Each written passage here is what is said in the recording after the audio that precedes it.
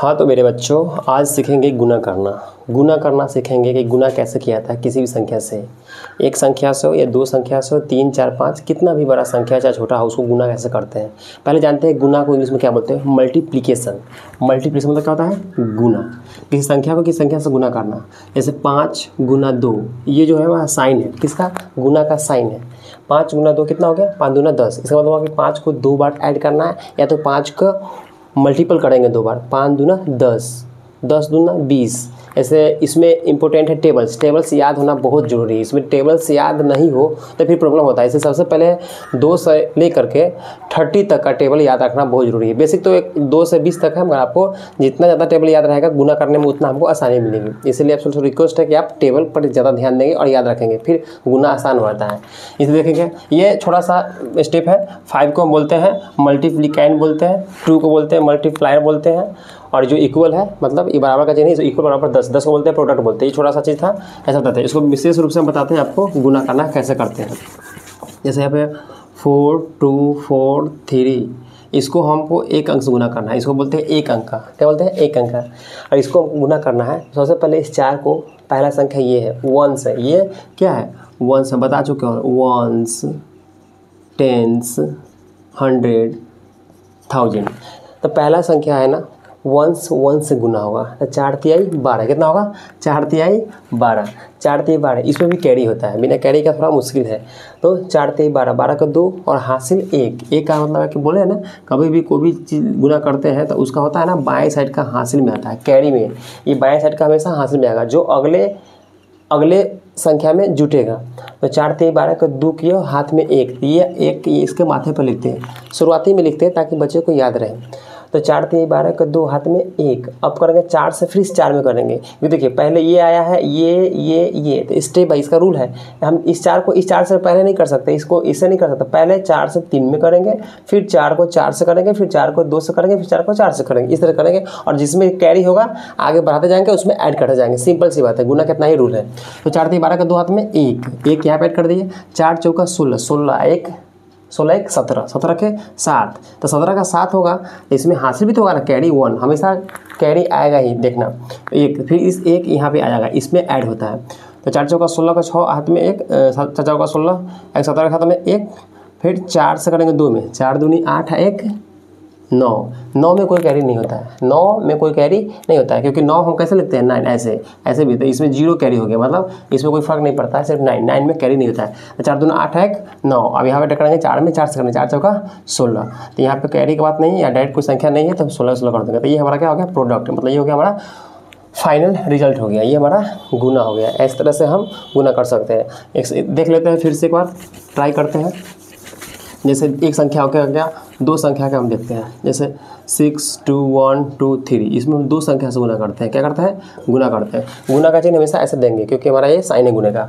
अब 4 से करेंगे 3 में, 4 तिहाई 12 के 2, हाथ में 1 यहाँ पर था। 4 दूना 8, 1 9 हो गया। फिर 4 से 4 इकाई 4, 4 दूना 8, 1 9। 9 में कोई कैरी नहीं था, इसलिए आगे कैरी नहीं दिए। तो 4 इकाई 4, तो 4 हो गया। 4 दूना 8 हो गया, और 4 छक 24, 24 तो यहाँ पर पूरा लिखना पड़ेगा। ये हो गया हमारा। तो ये 2 अंक का है, क्योंकि देखिए यहाँ पर 1 2 अंक का संख्या है, तो ये 2 अंक का गुना हो गया।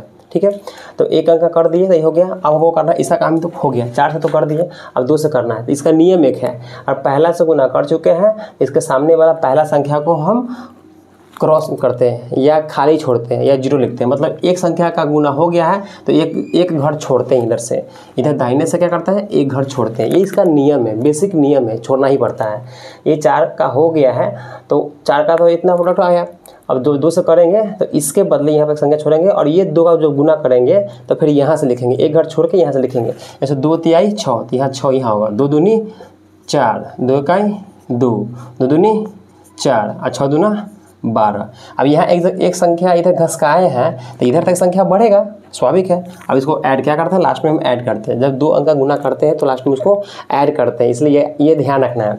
2 में 0 है, 0 या कुछ भी नहीं है, तो 2 का 2 हो जाएगा।